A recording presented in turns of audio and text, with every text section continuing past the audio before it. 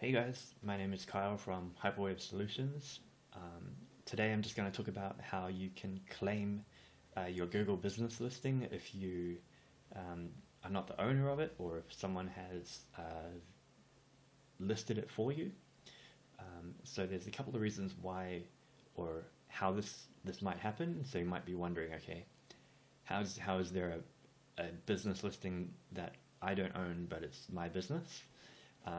So there are these people called local guides within Google, and they go through and they edit things that within the Google platform, most specifically within Maps, and they'll go in and add listings if they're not available or if no one's actually listed that business. They can go in and add that business, but oftentimes when that happens, they're just displayed in Google, but no one has claimed ownership of it, so there's no owner of that business. It's just there providing information, like you can see here. So this is a piano instructor that I found who doesn't have a business claimed yet. So someone's added this on behalf of them, or maybe they've done it without knowing. And it's really easy to claim it, and you do want to claim it so you own it, and you can control it and update it and find out all the information about it.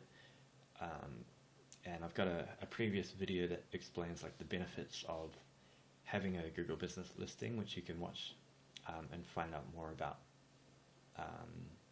like the reasons why you want it, because they are really important for local. So like I said, it's really easy to claim it. All you need to do is make sure that you're signed into like a Google account, like Gmail or whatever, and just click on the button here that says own this business. I'm not going to go all the way through it because I don't want to claim it, it's not my business, and I won't be able to verify it anyway. But I'll take you through most of the steps anyway. So first things first, pretty much you just follow these instructions from here on out, is the end of it. But I'll take you through it anyway. So make sure that the business name is correct and accurate. So it's spelled correctly, there's no weird symbols or whatever, you just make sure it's accurate. Hit the next button, and then you want to enter the street address, make sure it's correct. I don't know the proper address, so I'm just guessing based off where the pin was dropped, that it's going to be this one here. So I'll just type that in for now.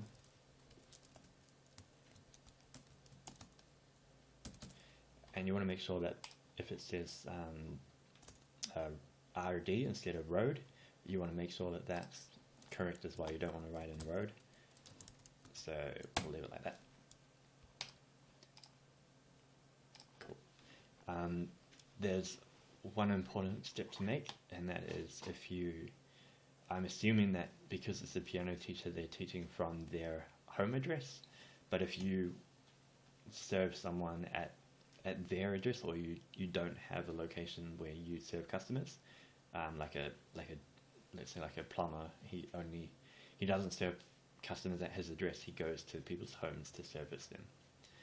So if you came under that classification, you would tick this, and if you didn't want your address shown, you would also tick this as well. So what that does is, you can kind of see it here, it has like a pin, it doesn't have the pin drop, but it has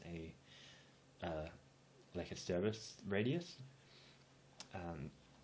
which displays in the map listing when people search for you. If you just have this one ticked, it will show your address as well. So like in this case, if she was a piano teacher and she taught people from home, as well as did like house calls goes to the customer as well, in that case you would tick, but you would just have it set up like this.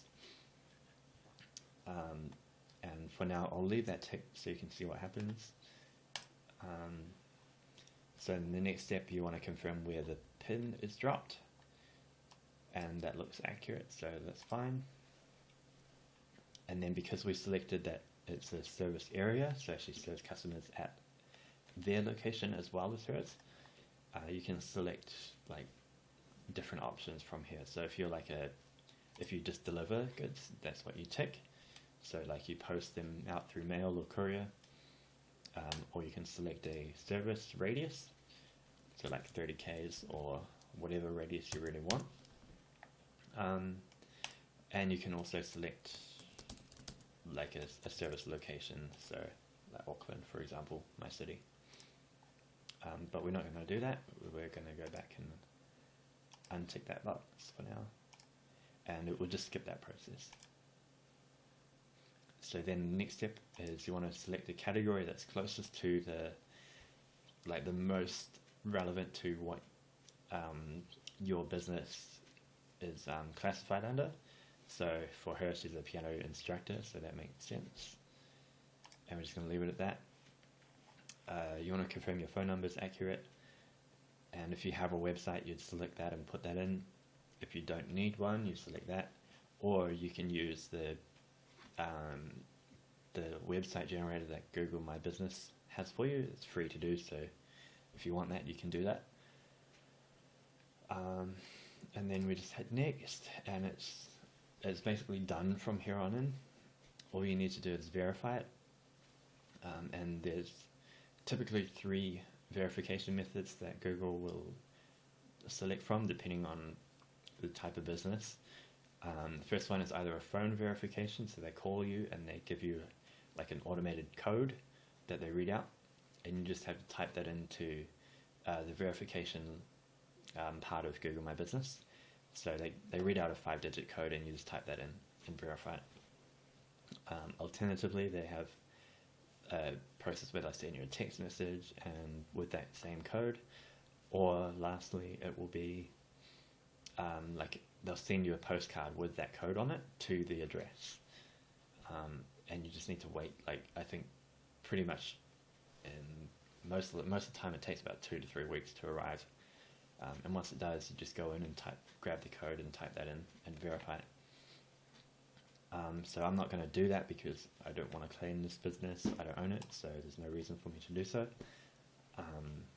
But if you own that business, you really want to claim it. I've got a previous video kind of explaining like the benefits of having a Google My Business listing if you are a local business. They're really, really important.